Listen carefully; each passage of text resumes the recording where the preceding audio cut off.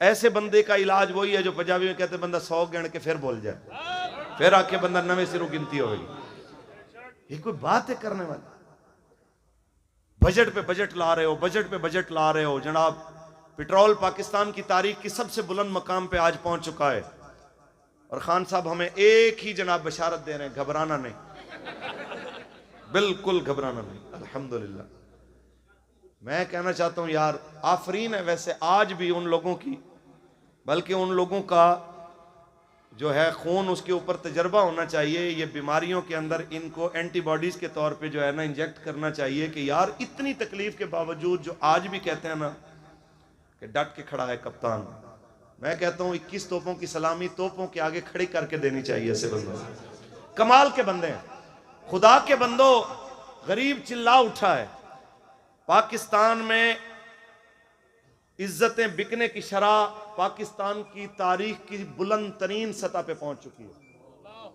پاکستان میں انسانی اعضاء کی فروخت پاکستان کی بلند ترین تاریخ پہ پہنچ چکی ہے، بلند ترین سطح پہ پہنچ چکی ہے کہ اتنا جتنا اس دور میں انسانی گردے بک رہے ہیں، بچوں کی آنکھیں بک رہی ہیں، جناب اعلیٰ دل بک رہے ہیں، اس طرح باقی اعضاء بک رہے ہیں.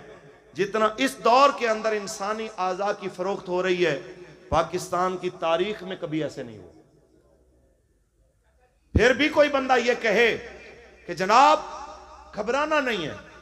وہ خدا کے بندوں آخر انسان ہے. انسان کی ایک عادت ہے کہ مصیبت آتی ہوئی دیکھ کے گھبراتا ہے، اور ان کو گھبرانا چاہیے. اور میں آپ کو بالکل واضح طور پہ کہہ رہا ہوں، جس طرح پاکستان کے اسٹیٹ بینک کو انہوں نے گروی رکھا ہے، آج اگر آپ لوگ بر وقت حضور کے دین کے لیے لبیک کے پلیٹ فارم پہ نہ آئے تو شاید آپ پھر پچھتائیں. اور کسی نے کہا تھا کہ لمحوں نے خطا کی تھی صدیوں نے سزا پائی.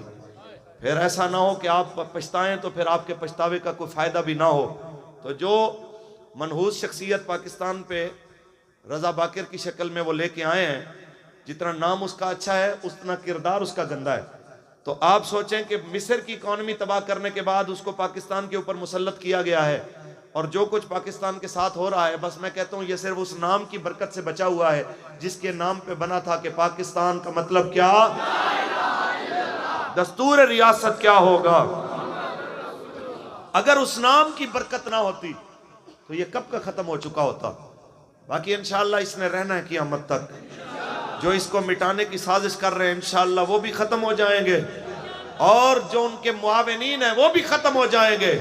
پاکستان نے حضور کے نام پہ قیامت تک رہنا ہے انشاءاللہ.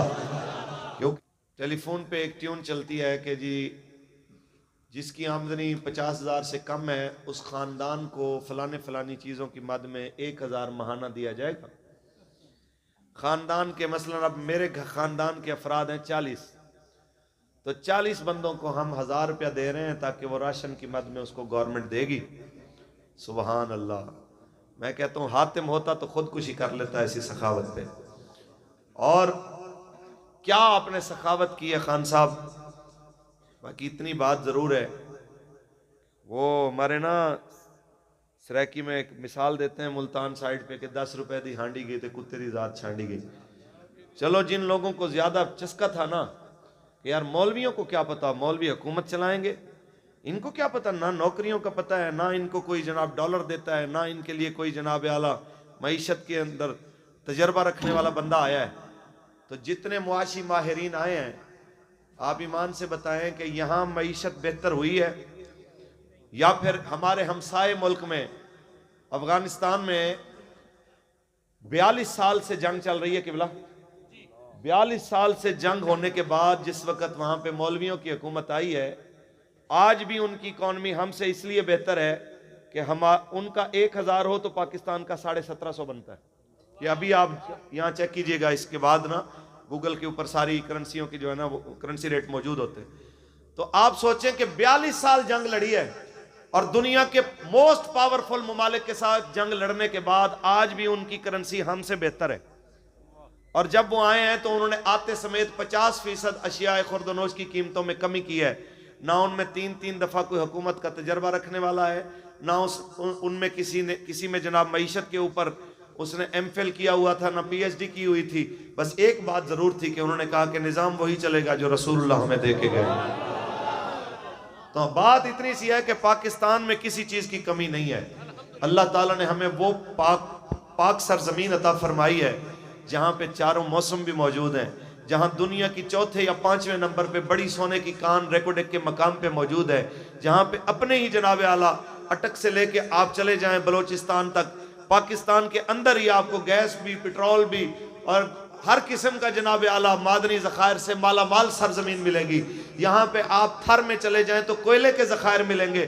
سب کچھ ہونے کے باوجود بھی اگر کوئی بندہ بھیک مانگے تو بالکل اسی طرح ہی ہے۔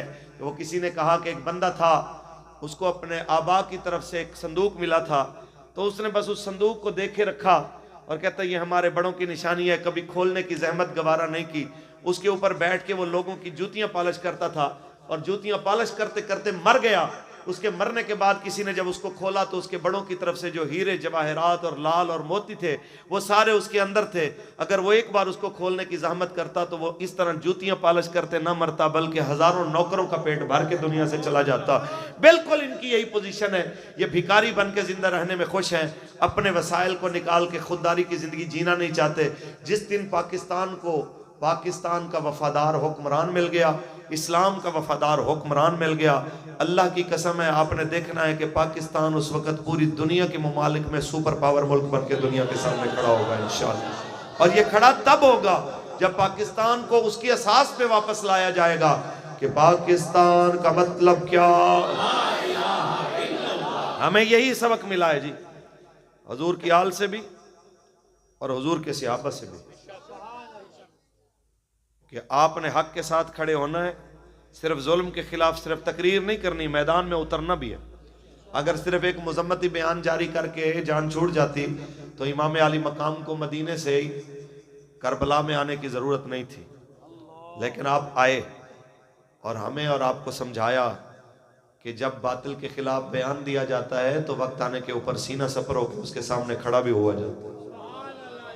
تو ہم حضرت خالد ابن ولید رضی اللہ تعالیٰ عنہ ان کے بھی غلام، اور ہم حضرت امام علی مقام حضرت امام حسین علیہ السلام آپ کے بھی غلام، اور انشاءاللہ یہ تحریک لبیک یا رسول اللہ کا خاصہ ہے، اور یہ انشاءاللہ قیامت تک رہے گا کہ یہاں سے اللہ اور اس کے حبیب اور اس کے حبیب کے صحابہ اور اہل بیت کی عزت کا بھی علم بلند ہوگا، اور یہاں سے انشاءاللہ حضور کے دین کا علم بھی بلند ہوگا انشاءاللہ۔ انشاءاللہ اور عزیز دنیا دیکھے گی، یہ وہ لشکر ہے جو جناب اعلیٰ ہر حال میں کہتا رہتا ہے میں نوکر اہل صحاب دہاں کر ذکر دہاں دا گلی گلی میں نوکر اہل صحاب دہاں کر